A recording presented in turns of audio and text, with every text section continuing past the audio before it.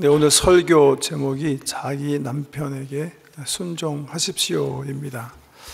성경 본문 그대로 보면 아내들이여 자기 남편에게 복종하기를 주께 하듯 하라 이렇게 되어 있는데, 제가 이제 복종이라는 단어를 그냥 그대로 쓰면 혹시 여자분들이 밖에 나가면 촛불 시위 이런 거 하거나 제가 그 만수무강하는데 지장이 있을 것 같아가지고 순종이라는 단어를 바꿔봤는데 사실은 뭐 같은 뜻이죠.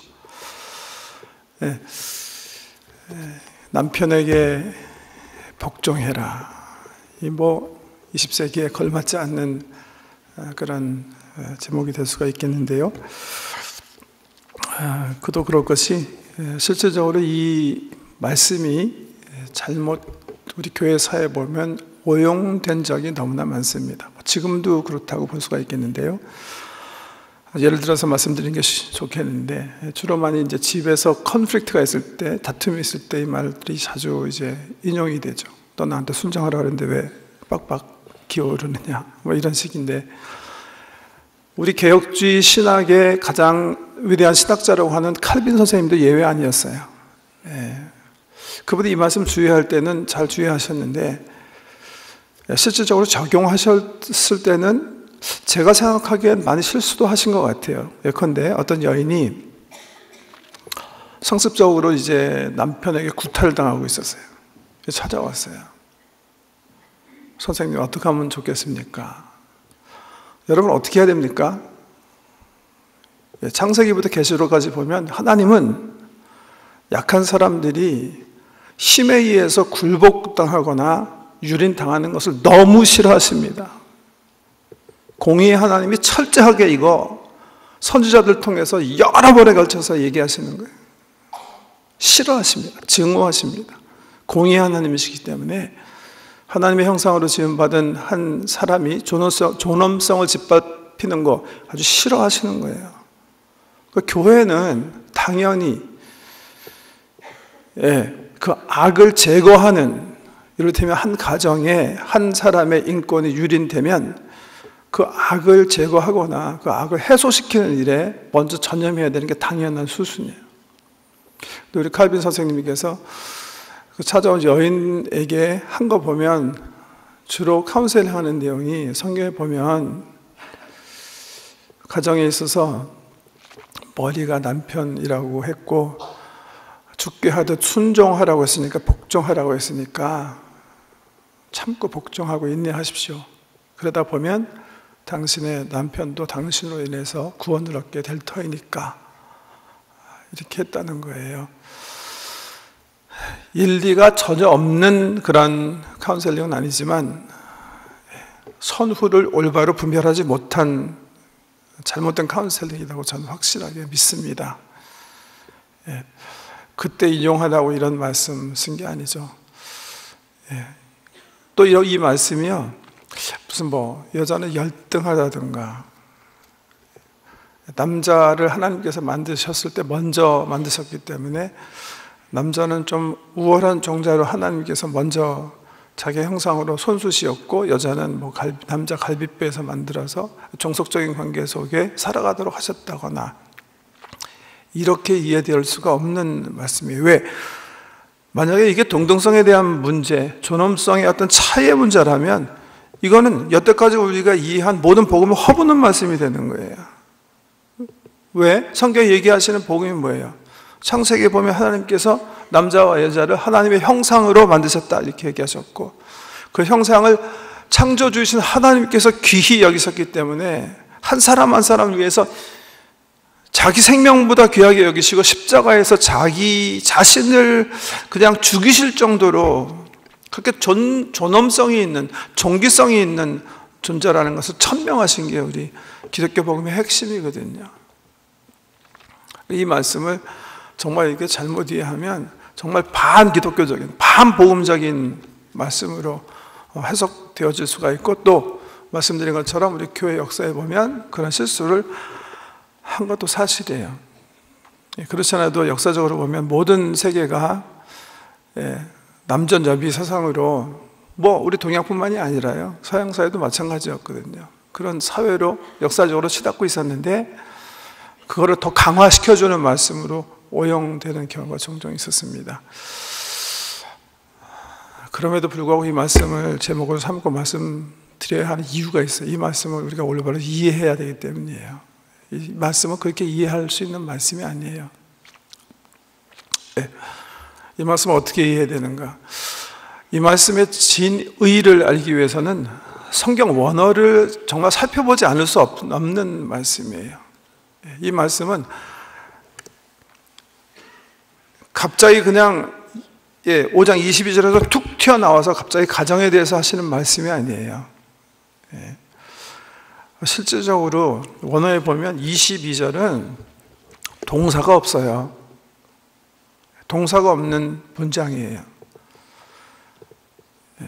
여기 이제 문단 나누기 성경 한 거 보면 제 성경에도 이렇게 보니까 5장 15절에서 21절까지 한 문장, 문단, 5장 22절, 오늘 본문 말씀부터 시작해서 33절까지 또 한 문단 이렇게 나눴는데, 사실은 원어 성경에 문단이 없을 뿐 아니라 이 문단 나누기가 굉장히 우리로 하여금 성경을 이해하는데 방해가 될 수가 있어요.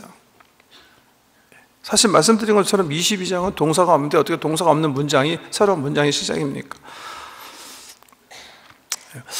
이 뜻을 파악하기 위해서는 지금 2주 전인가요? 3주 전에 우리 종려 주간과 우리 부활주일 때문에 에베소서에 나가면서 말씀 받는 거 좀 중단된 지가 좀 오래됐는데요. 이 말씀은 사실은 15절부터 충분하게 이해할 수 있는 말씀이에요. 제가요, 이 신약학자들 중에 저와 교분이 있는 지금 디트로이트 유성원 목사님이 번역하신 이 부분을 참고로 해서 제가 원어에 충실하게 헬라어 원어 그대로 그냥 직역해서 한번 보여드릴게요. 한번 성경을 한번 보세요. 이 말씀이 어떤 식으로 이해해야 되나 너무 중요한 그런 규자주를 한번 보여드릴게요. 한번 띄워주실래요? 네, 보세요. 기억하세요. 18절에 술 취하지 말라 이는 방탕한 것이니 오직 성령으로 충만함을 받으라. 성령의 충만함을 받으라. Be being filled with the Holy Spirit 하는 동사가 나왔다고 그랬죠. 우리가 3주 전에 말씀 받을 때. 그리고 19절 이하의 말씀은 뭐라고 그랬어요? 우리 한국어 성경에 동사로 번역되어 있지만 사실은 동사가 아니라 뭐라고 그랬죠? 파티시플이라고 그랬어요. 분사구예요, 분사구. 무슨 말씀이냐면 성령 충만하면 우리 삶 속에 나타나는 4가지 중요한 결과를 얘기하는 거, 설명해 주는 그런 말씀이다. 이렇게 설명된 거 기억하세요? 내가 성령 충만해지면 저절로 내 삶 속에서 열매 맺어지는 삶이 있어요. 그게 뭐예요? 서로 시와 찬미로 서로 축복하며 산다는 거예요. 마음을 다해서 하나님께 예배하고 찬양 올리며 사는 삶이 열매로 맺어진다는 거예요. 그리고 범사의 그리스도를 경외함으로 하나님께 감사하는 생활해요. 그 4번째 특징은 뭐예요? 그리스도를 경외함으로 피차 복종하게 된다는 거예요. 우리가 어떠면 세상 술에 취하지 않고 성령의 충만함을 사모해서 우리가 채워지면 그런 결과가 나는 거예요. 그래서 21절 말씀 보시면 그리스도를 경외함으로 피차 복종하라가 아니라고 그랬죠. 사실은 원어에 충실하려고 그러면 성령 충만함을 받으면 그러면 그리스도를 경외함으로 피차 복종하게 될 것임. 이게 사실은 정확한 번역이에요. 분사구이기 때문에. 그런데 22절은 뭐라고 그랬어요? 동사가 없어요. 동사가 없이 21절과 연결돼서 이렇게 얘기하시는 거예요. 아내들은 그리스도에게 하듯 남편에게. 끝이에요. 이게 무슨 말이에요? 22절을 21절의 동사에 맞게 해석하라는 거예요, 사실은. 보세요. 우리가 성령 충만해요. 그러면 그 결과 어떻게 돼요? 피차 서로 그리스도의 경외함으로 복종하게 된다는 거예요. 그리고 그렇게 아내들이 집에서 남편에게 이렇게 써 있는 거예요. 그리스도를 경외함으로 피차 복종하게 될 것에 한 예예요, 예. 중요한 예를 얘기하시는 거예요. 그러니까 이게 무슨 말이에요? 그리스도인이 성령 충만하게 되면 당연히 열매 맺혀지는 부부 사이의 관계에 있어서 열매 맺힐 수밖에 없는, 맺게 되는 그런 결과물 같은 얘기 하시는 거예요. 24절 말씀도 마찬가지예요. 그러나 교회가 그리스도께 복종하듯이 아내들도 모든 일에 있어서 남편에게 하고 뭐가 없어요? 동사가 없어요, 사실은요. 그냥 문장이 되게 하기 위해서 우리 한어 성경에는 동사를 그냥 잡아 넣은 거예요. 예. 그러니까 복종이라는 단어를 우리가 어떻게 이해해야 되는가를 성경 말씀이 사실은 원어를 확실하게 일러주는 거예요. 교회가 그리스도께 복종하듯이. 교회가 그리스도께 어떻게 복종했죠? 굴종인가요? 강압적인가요? 아니잖아요. 그리스도께서 우리에게 희생적인 사랑을 베풀어 주셨기 때문에 우리는 자원하는 마음으로 자유 가운데 우리가 순종하는 거 아니에요. 결코 이거는 굴종이 아닌 거예요. 굴종이 아닌 거예요. 더 중요한 거는 뭐예요? 이거는 성령 충만한 사람들이 교회 내에서 피차 복종하는 그 복종을 얘기하는 거예요. 자원하는 마음으로 너무 감사하기 때문에 아니 복음 안에서 나 자신에 대한 정체성을 새롭게 하고 그 정체성으로 인해서 우리 성도들이 서로 자기 주장하지 아니하고 온유하고 겸손한 마음으로 유니티를 위해서 자기 자신을 이렇게 낮추는 것처럼 그 낮춤을 얘기하는 거예요. 그 낮춤을. 그렇기 때문에 이 말씀은요, 한 가정에서 가장 그 가정의 울타리를 지는 데 있어서 핵심인 아내와 남편이, 부부가 어떻게 행복한 삶을 살까에 있어서 너무 중요한 말씀인 거예요. 어떻게 하면 정말 우리가 행복한 부부 생활을 할 수 있을까? 이 말씀을 이렇게 좀, 이 말씀 그냥 이 원문대로 좀 이렇게 정리해드리면, 첫 번째는요, 이거 기억하셔야 돼요. 행복한 부부 관계는 어디서 시작되는 거예요? 성령 충만으로 시작되는 줄 믿으시기 바랍니다. 이게 핵심이라는 거예요.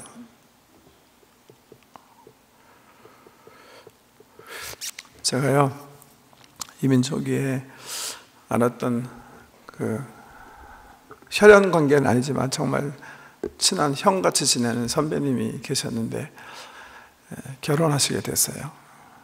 두 부부가 정말 세상적으로 보면 부족할 게 전혀 없어요. 너무 멋있는 부부예요. 경제적으로도 뭐 사회적 지위나 뭐 등등으로 볼 때 정말 손색이 없는 부부. 모든 사람이 흠모하는 외모도 그냥 두 분 다 너무 충실한 분들이세요. 근데 참 저렇게 멋있는 사람끼리 만났구나. 우리 주변이 다 흠모하고 부러워하는데요. 그런데 두 분이 사는데 부부 생활이 평탄하지가 않은 거예요. 참 안타깝게도 몇 년이 안 돼서 두 내외가 서로 이제 헤어지게 됐어요. 예. 저희들한테는 적지 않은 충격이었어요. 그렇게 성격도 좋고 명랑하고 실력도 있고 뭐 어느 한 구석 빠질 데가 없는 이 형님과 형수가 왜 이렇게 됐을까? 그리고 이제 세월이 흘렀는데요. 제가 이제 주님을 알게 돼서 저도 삶을 새롭게 하고 교회에서 사역하게 됐어요. 그래서 어느 교회에서 사역하면서 뭐 우리 토론토 연합 뭐 금식 성회가 열려서 거기서 제가 이제 찬양 인도하면서 전도사로 섬겨야 됐는데, 그 집회에 그 형수님이 오셨어요. 형수님이. 근데 제가 이렇게 만나뵈니까 이분은 내가 알던 형수가 아니에요. 정말 변한 거예요. 그분이 그 수양회 그 짬 시간에 저한테 이런 간증을 해주셨어요. 한전도사님, 들으셨는지 모르지만 제가 최근에 저희 시아버지, 시어머니 찾아가서 정말 무릎 꿇고 사죄했습니다. 제 남편에게도 용서를 구했고요. 제가 그때는 왜 그랬는지 모르는데 지금 생각해보니까 너무 부끄럽고 너무 나 중심적이었고 이기적이어서 정말 예수 믿고 내가 이제 성령 체험하고 삶을 새롭게 한 연후에야 깨진 결혼이 다 나의 이기심 때문에, 내가 정말 부족한 인간이기 때문에 그렇다는 걸 이제 알게 됐어요. 고백해요. 제가 몰랐는데 그 금식 수양회에요, 그 형수님이 보세요. 제가 알던 그 선배님은 또 다른 여인과 결혼했어요. 또 그 형수님은 또 다른 남자와 결혼을 했더라고요. 그래서 그 새로운 남편과 같이 이렇게 오셨어요. 그 음식성에서 몰랐었는데 제가 만나게 됐어요. 이건 용서하고 들으세요. 제 판단으로는요, 그 새 형님은 옛날에 형님과 정말 세상적으로 잽도안돼요. 비교해보면 세상적으로. 근데도 참 진실하게 행복하게 사시더라고요. 두네 분이. 결국은 뭐예요? 예. 결혼 생활의 행복의 그 비결은 예수 안에서 자기가 죽는 거예요. 자기를 주장하지 않는 거예요.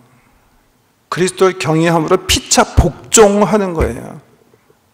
그리스도 안에서 사람에 대한 기본적인 생각이 바뀌어야 되는 거예요. 아, 이게 내가 주인이 아니구나. 하나님이 주인이시구나.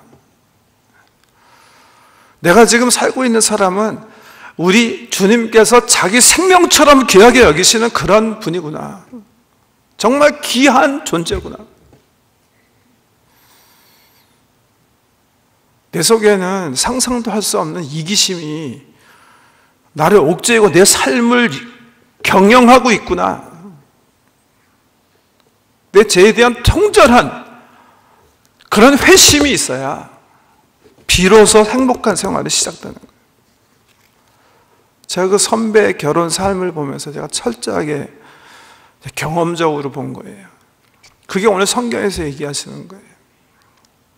그리스도를 경외함으로 피차 복종하라. 이건 물론 비단 한 가정 내에서만 얘기되어지는 게 아니에요. 우리 교회 내에서 먼저 사실은 말씀하시는 거예요. 우리의 관계가 어떤 관계가 돼야 돼요? 그리스도를 경외함으로 서로 피차 복종하는 관계. 무슨 관계를 얘기하는 거예요? 비로소 사랑하는 관계를 얘기하는 거예요. 사랑하는 관계에 대해서 얘기하는 거예요. 이 말씀이 그 시사하는 그 핵심 원리가 있어요. 성공적인 부부관계의 핵심 원리.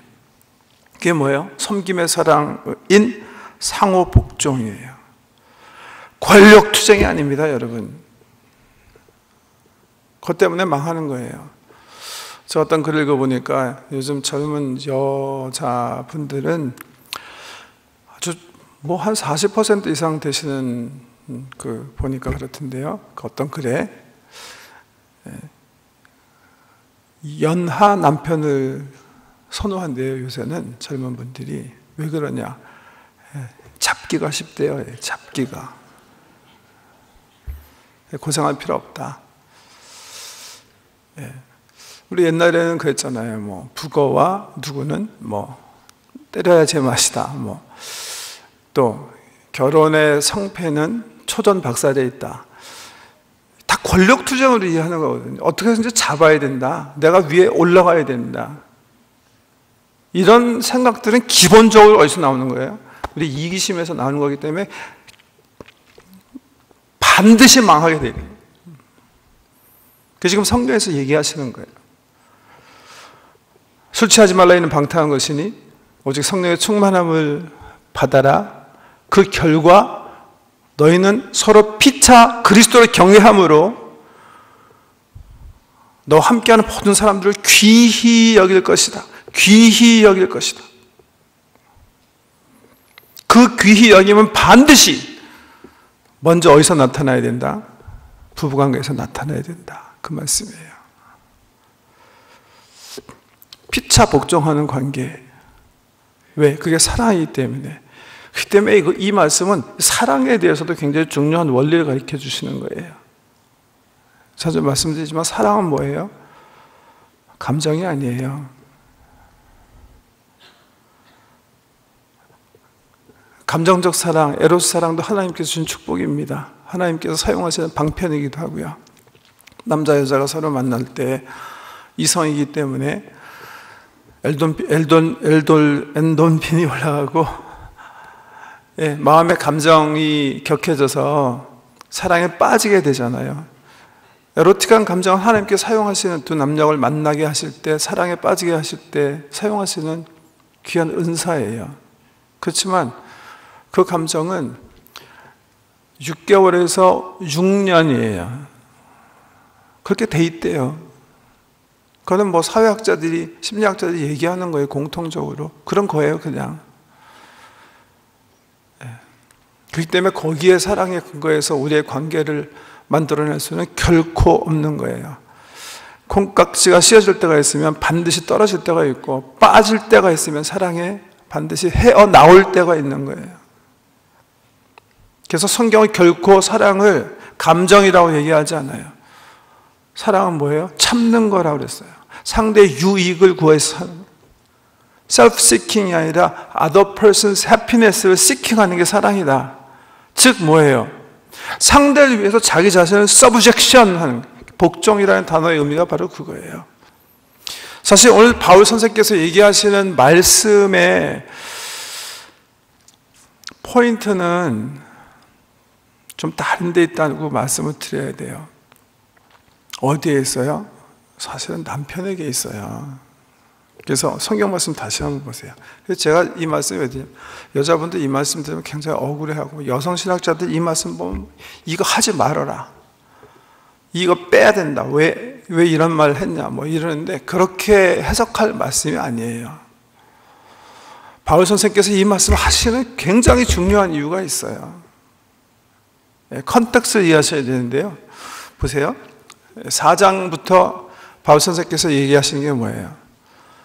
너희는 예수 그리스도 안에서 새로운 정체성을 가졌다. 그러니까 정체성을 살아라. 어떻게 살아라?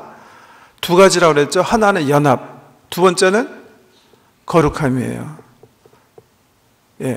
연합을 어떻게 살라고 그랬어요? 모든 겸손과 온유와 서로 오래 참음으로, 사랑 가운데 서로 용납함으로 성령이 하나가 되신 것, 평안의 매너줄로 성령이 하나 되게 계신 것을 힘써 지키라. 온유와 겸손함으로 이 하나 되게 하신 것을 지켜라. 이렇게 말씀하셨는데, 오늘 이 5장 22절 이하의 말씀 보시면 아내와 남편에 대해서 말씀하시죠. 그 다음에 자녀와 부모에 대해서 6장 말씀하시죠. 6장 5절 이하에 보면 종과 상전에 대해서 얘기하세요. 이거 로마 사회의 어떤 풍속을 이해하면 이 말씀을 이해할 수가 있는데, 여러분, 로마 시대에는 주로 사람들이 어떻게 살았냐 하면, 우리 한국 사람들이 그 20세기 전에, 19세기 이전에 살았던 것처럼 대가족 제도였어요. 대가족 제도. 그러니까 어떻게 연상하시면 되냐면, 한 집에 2, 3대가 같이 살면서 부모 있고 자식 있고 그 다음에 그 안에 누가 있어요? 주인 된 사람 있고 하인들이 있었어요. 그 구조예요. 옛날에 우리 한국의 그 대가족 제도의 그런 구조 보이시죠? 예. 그래서 이 에베소 말씀은 어떤 말씀이냐면, 먼저 우리의 정체성을 그리스도인 된 우리가 교회 공동체에서 어떻게 살아야 되는가 말씀하신 다음에 더 구체적으로 지금 그 성도들이 살아가는 사회적 현장, 대가족 제도 내에서 부모와 남편과 아내, 부모와 자식, 그 다음에 누구예요? 주인된 사람과 종된 사람의 새로운 질서, 새로운 관계에 대해서 얘기하시는 거예요. 그래서 생각해 보세요. 그 새로운 질서를 얘기하시려는 포인트가 어디 있을까? 아내가 남편에게 복종하게 하려고 하시는 건가? 남편이 아내에게 복종하게 하려고 하시는 건가? 자녀들이 부모에게 순종하는 그 말씀을 새롭게 하시기 원하셨던 건가? 부모가 자녀들에게 더 주안에서 경외하는 마음으로 섬겨야 되는 것을 얘기하시는 건가?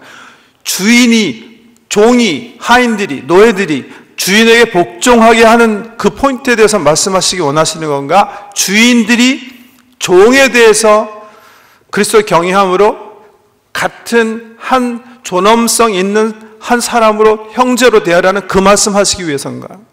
생각해 보세요. 철저하게 뒤에 얘기예요. 이해가 되세요? 왜? 그 당시에 있어서 종, 여자, 아이는 사람 취급을 받지 못했어요. 성경에 보면 숫자 쉴 때 쉬지 않잖아요. 유태인들은 아침마다 그렇게 감사 기도를 했어요. 남자들은 하나님, 나로 하여금 이방인으로 태어나지 않는 거 감사합니다. 종으로, 노예로 태어나지 않게 하신 거 감사합니다. 남자로 태어났고 여자로 태어나게 하지 않는 거 감사합니다. 헬라 사람들도 똑같이 기도했어요. 야만인으로 태어나지 않는 거 감사합니다. 자유인으로 태어나지 않고 헬라 사람으로 태어난 거 감사합니다. 프라토 기도 보면 여자로 태어나지 않고 남자로 태어나게 한 거 제우스여 감사합니다.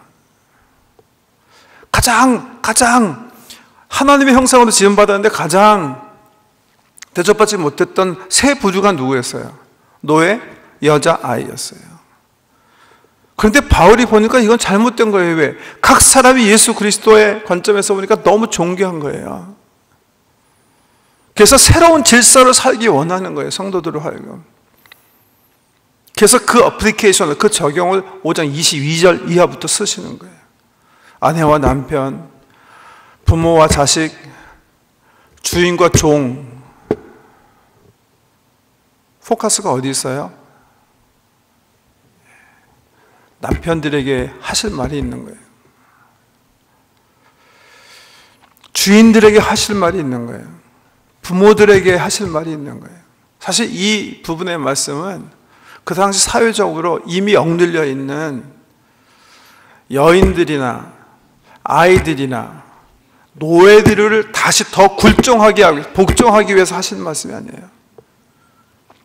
우리 모든 사람이 서로 그리스도의 경외함으로 피차에 복종해야 되는데, 특별히 그 사실을, 그 복음의 정체성을 살지 못하는 문화적으로, 사회적으로, 습관적으로 남편들과 그리고 노예 주인들과 그리고 부모에 대한 말씀이에요.